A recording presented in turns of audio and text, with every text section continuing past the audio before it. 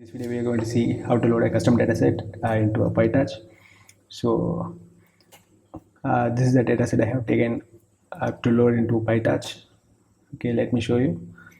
Here, this is the text classification. So, we have different categories. We have technical, business, sports, entertainment. These are the different classes. So, these are the text. This is basically a text classification dataset. So, okay, let's start. First of all, we need to import torch. Import torch, yeah, and from torch dot details dot data import dataset. So yeah, dataset.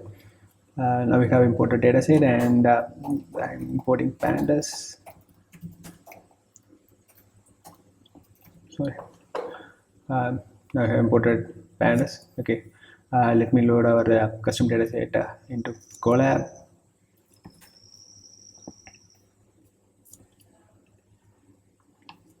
Yeah,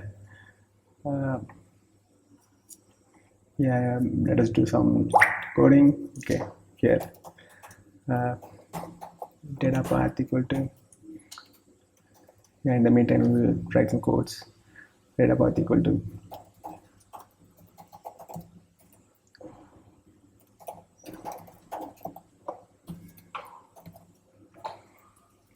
we have this text classification CSV, and okay, let us write.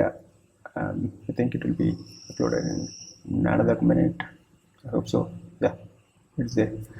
So let me show you the data. Okay, data frame equal to pd dot read CSV of data path. So it's okay. Let me load this one, and here we go. Yeah, df and df dot head. So this is the data. Actually, it has two columns. One is a category and another one is text. So let me show you how many classes are there. Distinct classes are there. So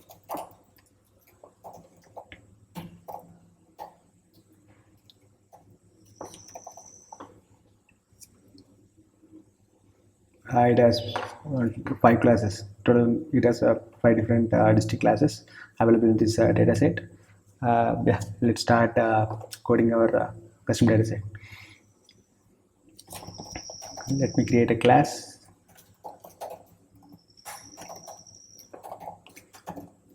We need to create a class derived from base class. This is the base class dataset here. So def init, yeah, I need to self data path. Okay, yeah, self dot, this is a data frame, read CSV equal to this directly we are reading this data path. Okay, after that we need to have x and y. So in this, okay, let me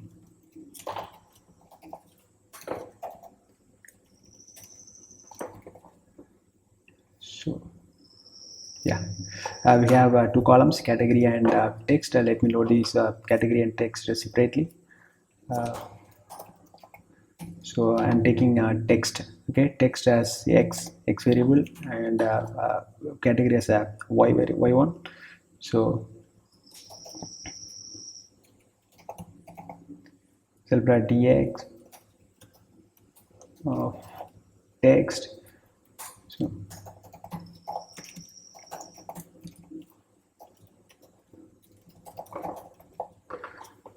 yeah, we have x and y, and we need one more thing, that is in order to load these categories target variables into PyTorch, we need to convert this into we need to encode this category first of all.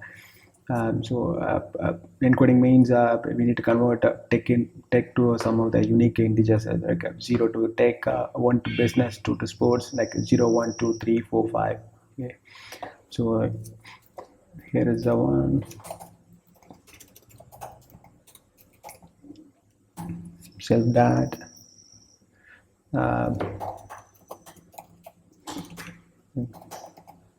self dot y dot I'm not doing that label encoding thing. I'm just trying to keep it short. This is some of the workaround. Like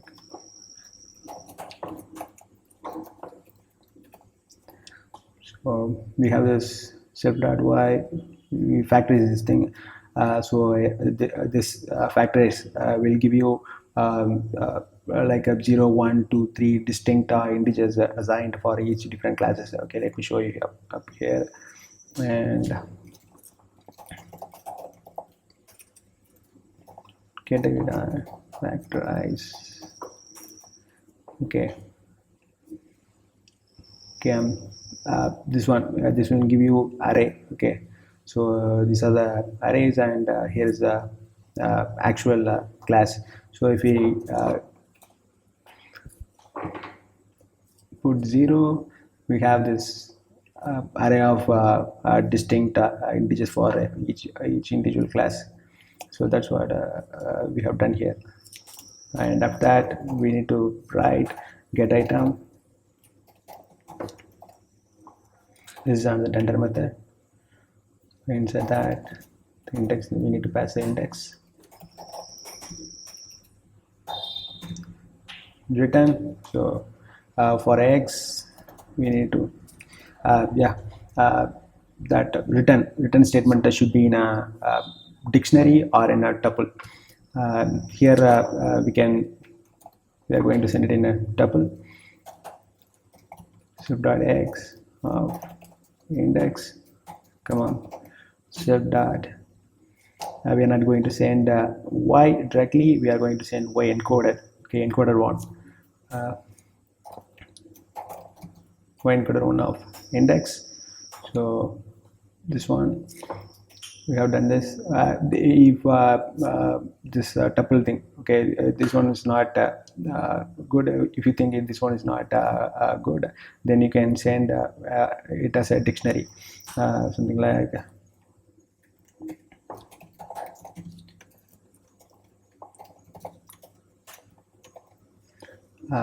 text.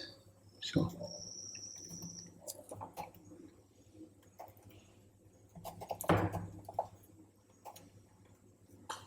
this one like this. Okay, we can send either by dictionary or by tuple. So I'm just commenting this one out.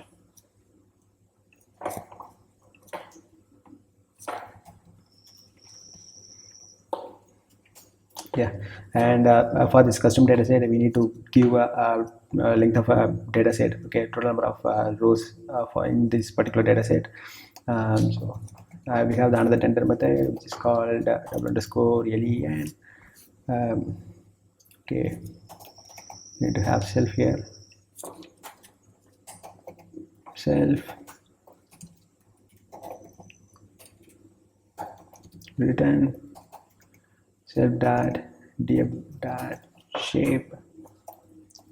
Okay, this df dot shape will give us a tuple with 2 points. First one is the rows, number of rows, and second is the number of columns available in this particular custom data set. So by feeding 0, we'll get number of rows, total number of rows available in this data set. That will give you the total length of a data set. Yeah, we have that custom data set ready. And let me show you. Yeah, we'll run it. Okay, data equal to custom data set of our data path. Okay, yeah. Need to send the data path. It's loaded. Okay, for here, first one is the text and second one is the category. So okay, let me give x and y. Okay, for x comma y in data print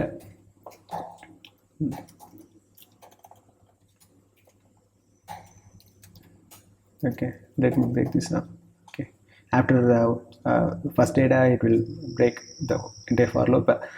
Just to show you here, if you run this one, you can see that okay, zero is a class, and tv future, this is a text. Okay, if I run it again, this time I will get okay, yeah.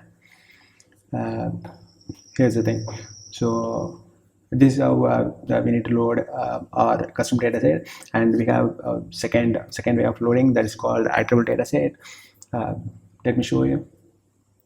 If our dataset if our dataset is bit large, we cannot able to load without dumping our memory. But at the time, we can use iterable dataset. Let me show you how. Okay, so okay,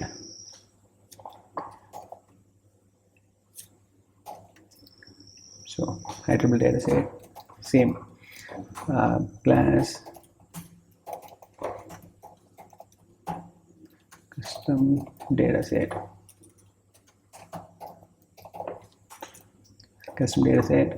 So we need to have the base class imported here. This is for normal dataset, and we need to have iterable dataset.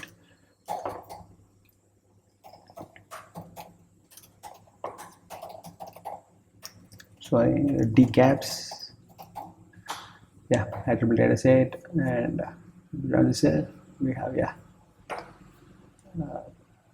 Just need to copy it, and I'm creating a new class. Okay, here def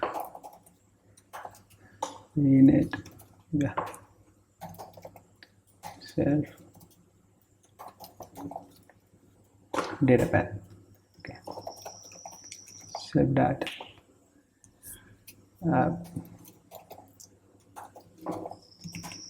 Self data path equal to data. As the name insists, this data set that we are creating is attribute data set. So we are writing our code in the normal data set. We are writing it inside get item data methods, and we have length one. For attribute data set, we don't have this get item length and all. We are going to write our code inside item data method. Okay, so okay, this is the method. Okay, and yeah, consider our data set have shape. Okay, let me see what is the size, number of rows we have. Div.shape, this will give us triple to 5.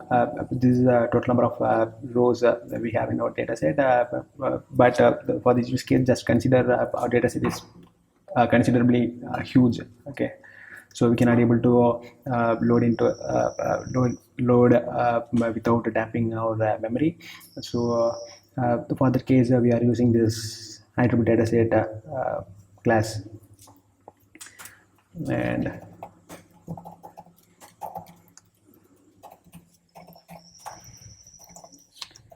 so we are using that self that data path.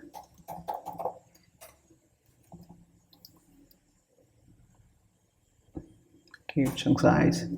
As this one have only triple to 5, I'm going to give 100. Okay, yeah.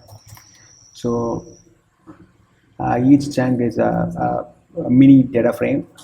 So from that thing, it is similar. Okay, like for row in chunk that iteratables. This iteratables, this is a default built-in method for a data frame. This iterates much faster than any other methods, built-in methods. So we have instead of return, we should write yield. Actually, what we are doing is inside this iter method, we need to write a generator. That is overall idea about this attribute custom dataset. Okay, we need to write some generator. In order to write a generator, we need to have this yield function instead of return. Okay.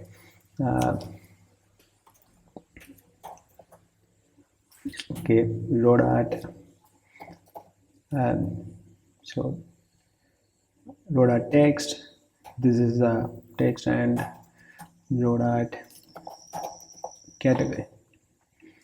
These are the name of columns. Okay, let me show you here. We are using this column names to pass the data separately. Okay, yeah, we have completed this one item dataset. The expected, sorry, we need to have this one. Yeah, similarly, it works the same way like a custom dataset that we have created, but we need to change the name. Okay, so dataset one, same thing. I'm just copying it just for clearly explaining your name very clear way. So this is the thing. We have the data, and we can see that we can able to see x and y. This is how we need to load a custom data set inside PyTorch. If you want to work this data set in a batch, that will be we will upload it in next video. So thank you for watching. Bye bye.